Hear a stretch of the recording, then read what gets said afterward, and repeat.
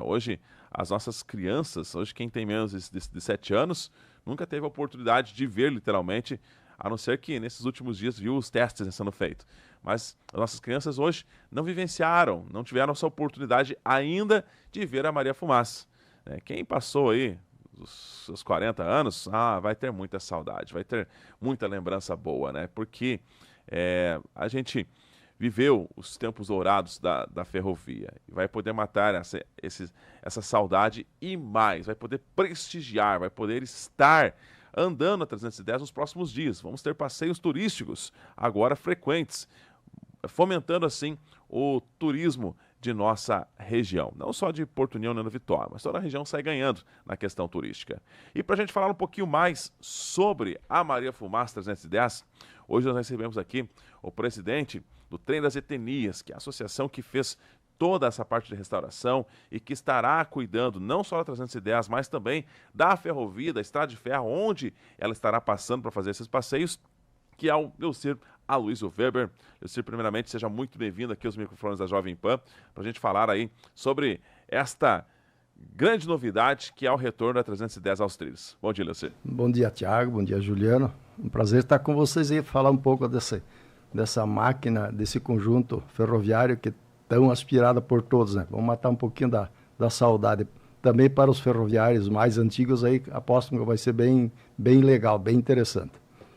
Com certeza, né? Como eu falei, a questão vai dar aquele gostinho, aquelas saudades, né, dos bons e velhos tempos das nossas ferrovias. Bom, nessa semana, a gente esteve aqui até soltando um trechinho na matéria com o Hélio, que ele esteve aqui na Câmara de Vereadores, e a gente falou sobre o processo, né? Foram mais de 7 anos para restaurar toda ela, para que ela hoje estivesse em condições, e foi um trabalho bem árduo, né? Eu gostaria que você pudesse entrar um pouquinho mais nessa parte. Como que foi fazer essa parte do restauro? O que foi mais difícil conseguir para restaurar? E claro, com certeza foi um investimento milionário, né?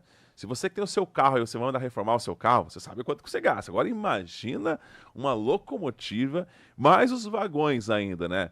Foi um investimento milionário. Como é que surgiu toda essa ideia de criar a Associação dos Trens Etnias? Quem tanto pôde estar colaborando para que hoje esse sonho se tornasse realidade, Lecer?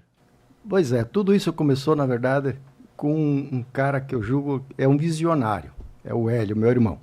O que aconteceu? Ele estava com aquela coisa na cabeça, ele é muito de inventar alguma coisa relacionada à cultura, turismo, ele é muito apegado a isso. Isso é uma característica dele. E o que ele começou a fazer? Ele começou a conversar com pessoas, e de um lado, de outro, conversando, e começou a ter adesões a essa ideia, sabe? E lógico, todo mundo ciente de custos, né? Mas todo mundo não sabia exatamente quanto seria, mas iniciou-se com uma previsão feita lá nos primeiros encontros, né? E foram-se somando pessoas até que chegou numa quantidade julgada razoável, que em torno de 30 pessoas, e julgava-se a possibilidade de, com isso, poder alavancar os recursos para fazer todo esse trabalho, né? E foi através de muita conversa e muito estudo que se iniciou o trabalho.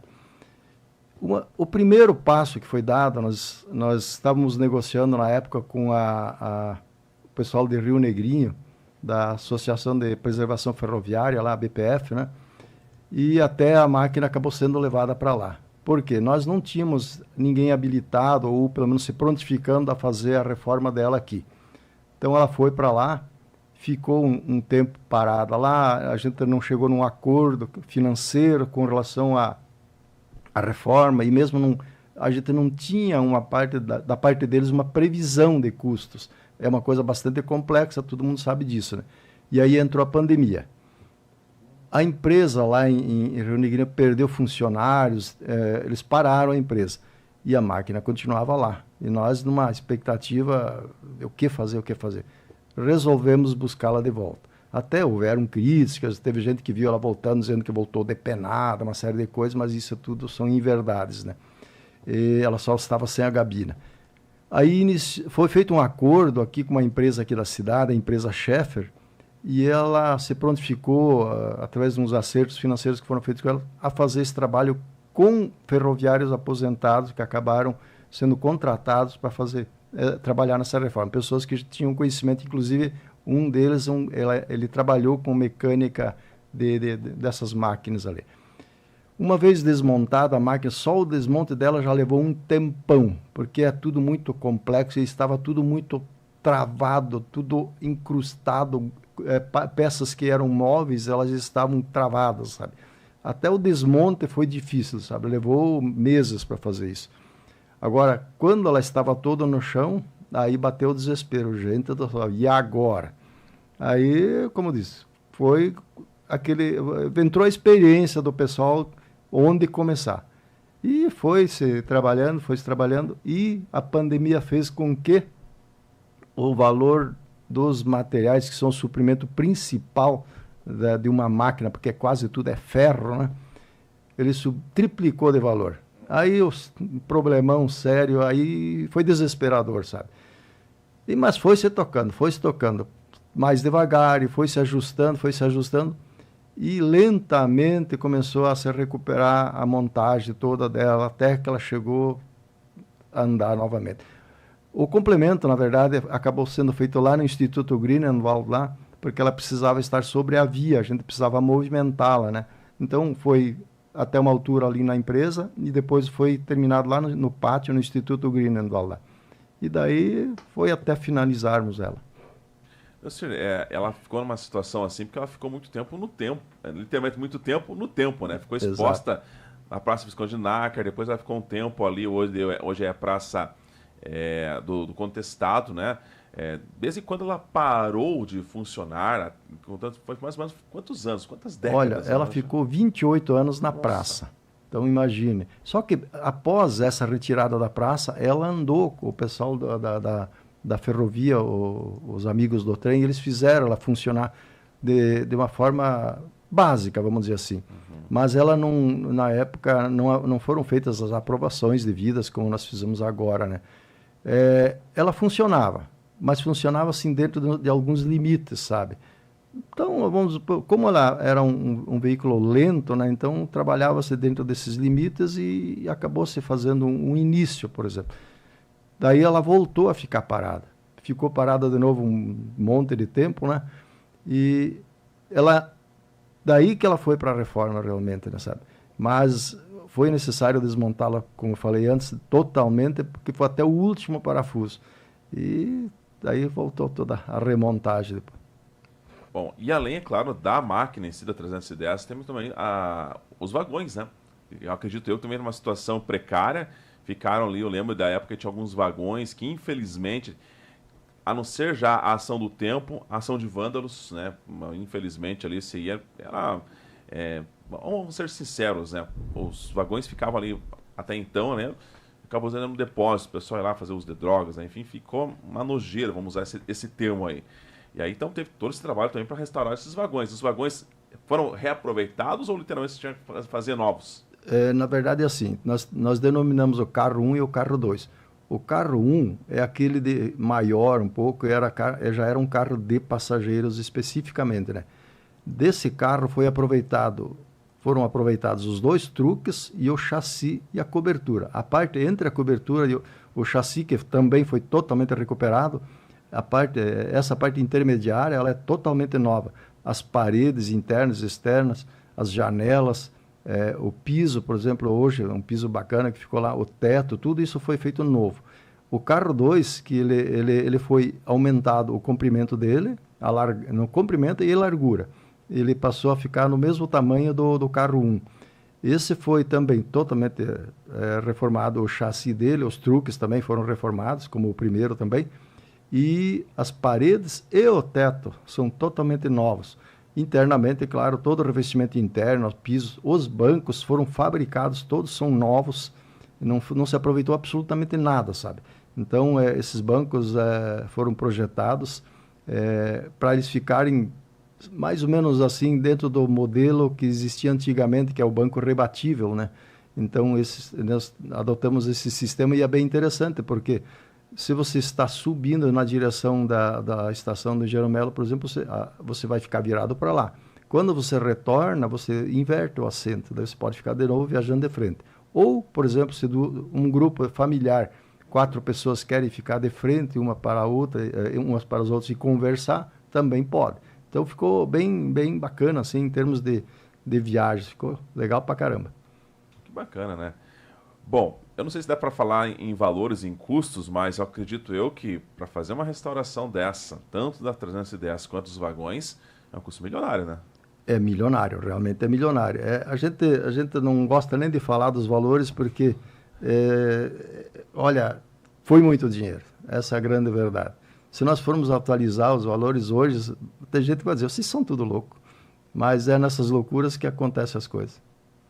Bom, e aí teve, claro, que a ideia surgiu, e como envolve dinheiro, obviamente, se precisa de parceiros, né?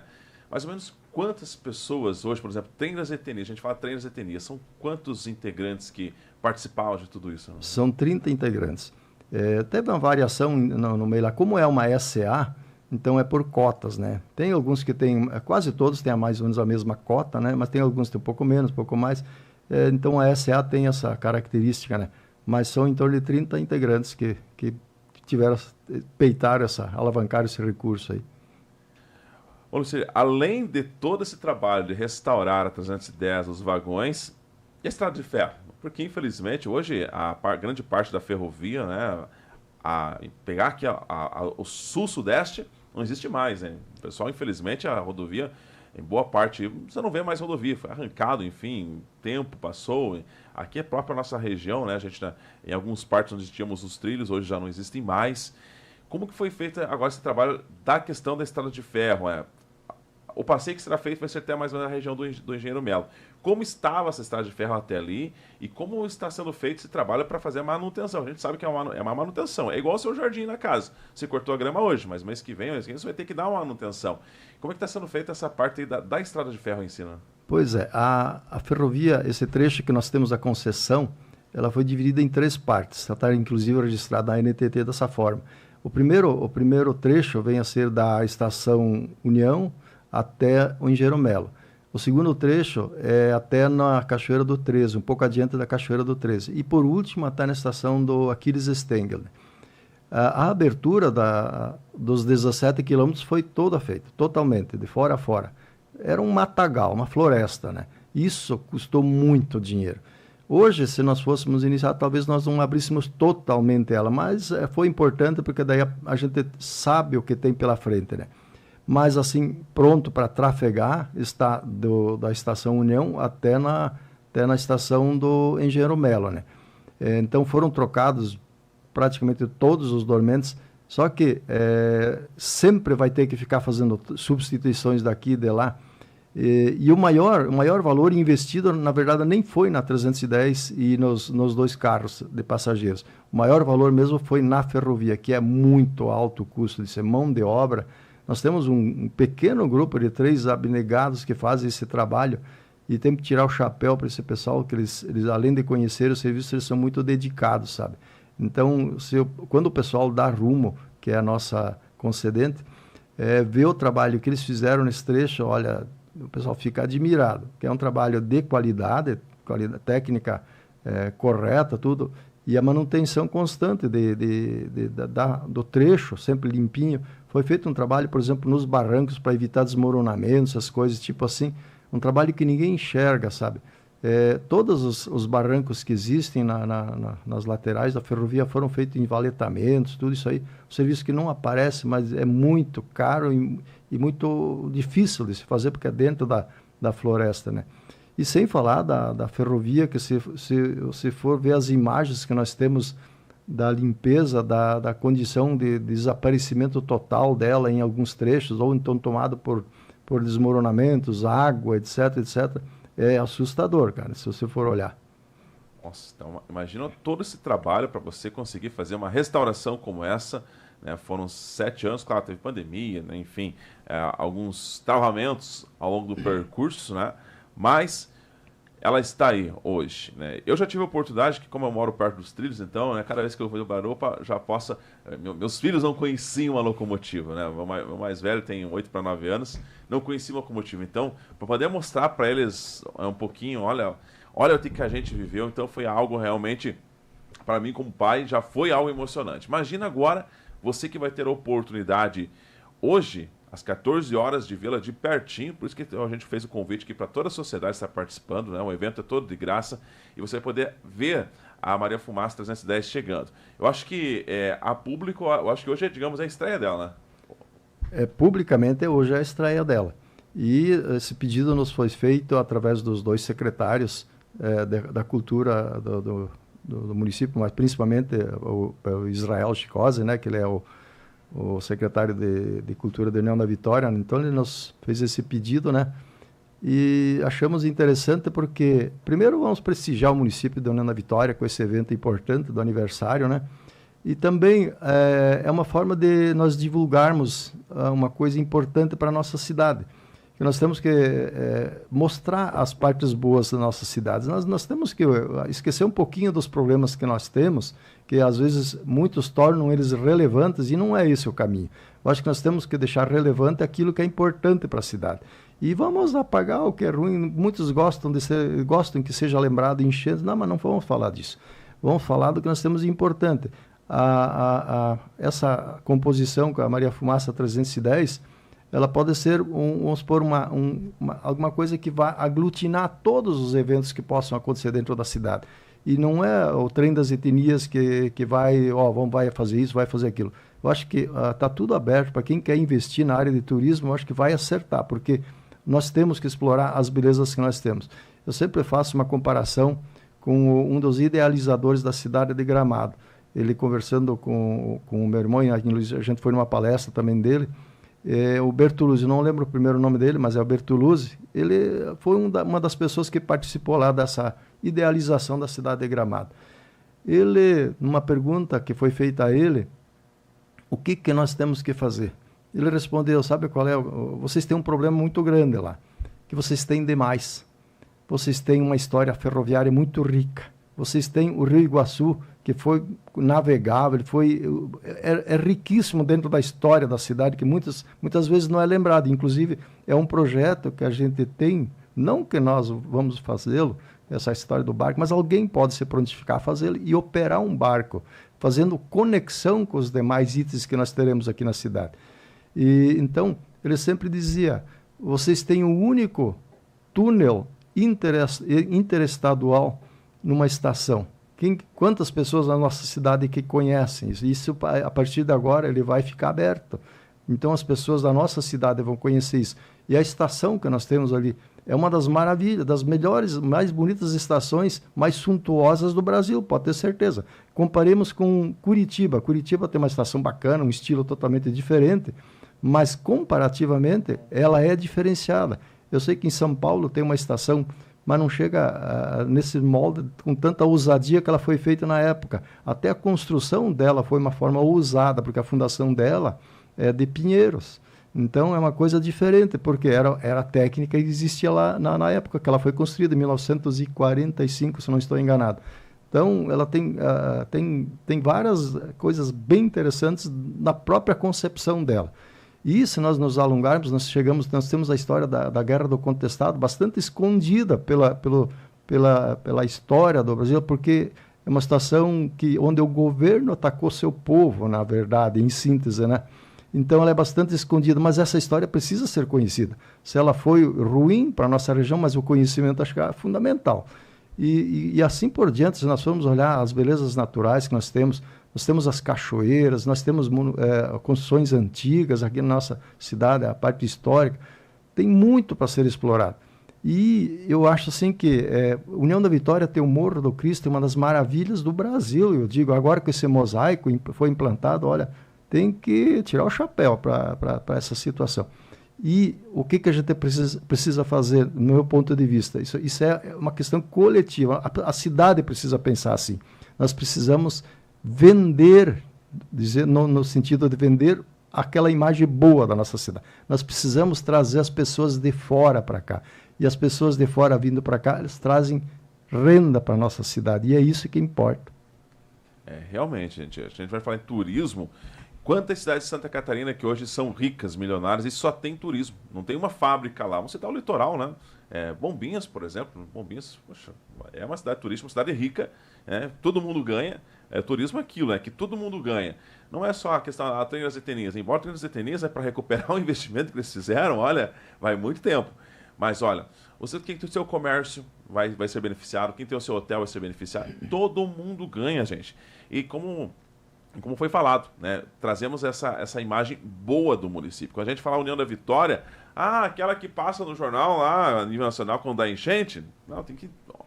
a parte ruim é vai deixar de lado e aproveitar todo esse contexto histórico, todas essas belezas naturais. E agora, com a escadaria em mosaico maior do Brasil, com a 310 voltando à atividade, realmente fazer um complexo turístico que todo mundo sai ganhando. Vamos ter ainda ali tanto o Morro da Cruz, o Morro do Cristo, né? Vão ainda se complementarem, ainda tem outras coisas bacanas a serem feitas a médio prazo. E realmente a nossa cidade tem tudo para ter um grande potencial turístico. Bom, mas para falar especificamente da 310, a partir de agora vamos ter também os passeios turísticos, né? Inclusive, já foi divulgado o site, daqui a pouquinho a gente vai poder divulgar aqui o site para vocês, se vocês estão interessados em poder fazer esse passeio. Como vai funcionar esse passeio? Ele vai até onde? Qual é o custo médio? E lembrando, quando a gente fala em custo médio, se você fazer comparação com a quantidade de pessoas que vão estar na locomotiva, o preço em si, e perto do que eles investiram para elas, está muito barato. É o dinheiro que você gasta fácil em um fim de semana numa balada. Fácil. Você gasta até mais que isso, né? E você vai poder ter uma experiência que com certeza você vai levar aí pro resto da vida. Se tiver filhos, então, você vai criar memórias com eles. Algo que ninguém vai apagar. E realmente, algo que vai ser fantástico. Então, para a gente começar, vamos falando sobre os passeios turísticos. Eles começam a partir de quando e como vai ser a rota dele? Começa a partir do dia 5. Então já está à venda através do site Trem das Etenias. É só entrar lá, www.tremdasetenias, vai encontrar lá. Tem o valor de R$90 que é para os munícipes daqui da nossa cidade e tem o valor de R$120. Muitas pessoas estão tomando como referência os R$120, mas os R$120 basicamente ele é para as agências que de fora ou mesmo pessoas que comprem diretamente. As agências, todo mundo sabe, né, que como você falou, né, todo mundo precisa ganhar com o turismo, né? Então as agências também têm sua comissão, etc, etc. Então a gente tem esse valor para a nossa cidade aqui de R$90. Nós temos horários no meio da semana, mas isso é através de contato direto, daí não vai ser venda no site, que é na terça e na quinta, nós temos 2 horários registrados na NTT, e eles são para as escolas ou para passeios eventuais, assim, sabe? Mas para as escolas vai ter preço especial, a gente já está tendo, as escolas já estão nos procurando, já até essa semana o pessoal já queria fazer passeio, deve ter mais de 500, 600 alunos já no aguardo, só um colégio solicitou 400, um colégio só. Então, assim, vai ter um preço diferenciado, claro que não vai ser R$90, tudo isso a gente está desafinando, né? Mas pode comprar no site, como eu falei, né? E daí vai ter outras pessoas que estão sendo habilitadas para venda, também são influencers e coisas mais, pessoal que vende pela internet, né? O passeio ele vai se iniciar, o embarque ele vai se iniciar lá no Instituto Grünenwald. Acho que quase todo mundo conhece onde é, mas é fácil, a maior parte da população sabe onde é. Então, por que ele vai iniciar lá?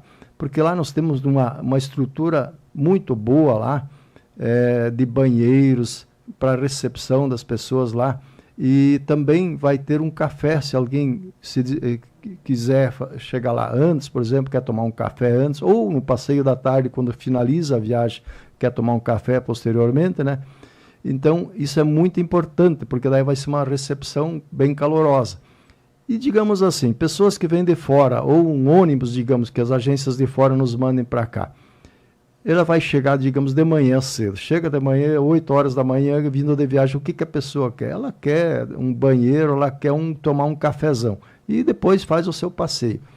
E isso aí eu acho que é bem interessante em termos de conforto para quem chega aqui. É uma recepção calorosa. Isso eu acho que é muito importante. Daí, partindo dali do Instituto Grünenwald, ele vai descer até na Estação União.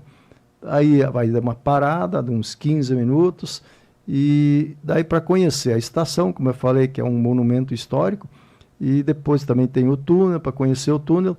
Mais para frente, no futuro, quando nós ajustarmos tudo isso, nós vamos inclusive encaminhar as pessoas para o Cine Ópera, para mostrar um vídeo, como é muito comum isso em outras cidades do Brasil, inclusive fora, mostrar um vídeo institucional. O que a gente pretende mostrar lá? Um vídeo rápido, 10 minutinhos, assim, porque senão fica meio demorado. Mas em 10 minutos mostrar, por exemplo, um pouco da história e mostrar o potencial turístico, tudo que se apresenta na região. Não é só em Porto União, União da Vitória, mas o que se apresenta para que possa ser explorado turisticamente em toda a nossa região. Porque turismo não é individual, turismo é coletivo, né? Então as cidades têm que se juntar para fazer isso. Então a gente vai mostrar isso mais para frente um pouco. Ainda não conseguimos ajustar todas essas partes. Uma vez feita essa parada na Estação União, daí o trem retorna subindo na direção da Estação do Engenheiro Melo. A Estação do Engenheiro Melo ainda está um pouco complicada a situação, a reforma dela, porque ela pertence à União, ou pertence ao IFAM, ou pertence ao DENIT, não se sabe ao certo, está assim num limbo, né?